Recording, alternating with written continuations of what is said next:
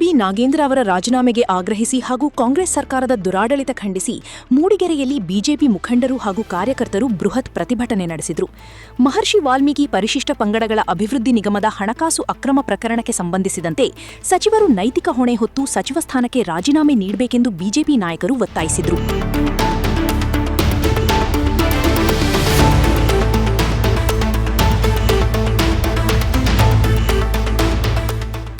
ಈ ಸಂದರ್ಭದಲ್ಲಿ ಕಾಫಿ ಮಂಡಳಿ ಅಧ್ಯಕ್ಷ ದಿನೇಶ್ ದೇವವೃಂದ ಮಾತನಾಡಿ, ಭ್ರಷ್ಟಾಚಾರದ ವಿರುದ್ಧ ಮಾತನಾಡುವ ರಾಹುಲ್ ಗಾಂಧಿ ಅವರು ಮೊದಲು ನಮ್ಮ ರಾಜ್ಯದಲ್ಲಿರುವ ಕಾಂಗ್ರೆಸ್ನ ಭ್ರಷ್ಟರನ್ನು ಕಿತ್ತೊಗೆಯಲು ಮುಂದಾಗಬೇಕೆಂದು ಒತ್ತಾಯಿಸಿದರು.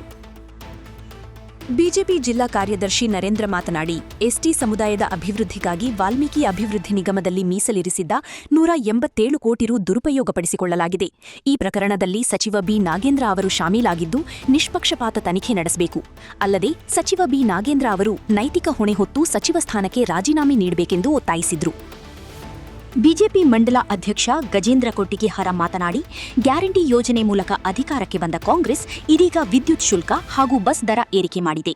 ಗೃಹಲಕ್ಷ್ಮಿ ಹಣ ಬರ್ತಿಲ್ಲ, ವೃದ್ಧಾಪವೇತನ ಕೊಡ್ತಿಲ್ಲ. ಅಭಿವೃದ್ಧಿಗೆ ಅನುದಾನವಿಲ್ಲದೆ ರಸ್ತೆಗಳೆಲ್ಲ ಗುಂಡಿಗಳಾಗಿದ್ದು ಜನರ ಮೂಲಭೂತ ಸೌಕರ್ಯ ನೀಡಲು ಸಾಧ್ಯವಾಗದೆ ಸರ್ಕಾರ ದಿವಾಳಿಯಾಗಿದೆ ಎಂದು ದೂರಿದರು.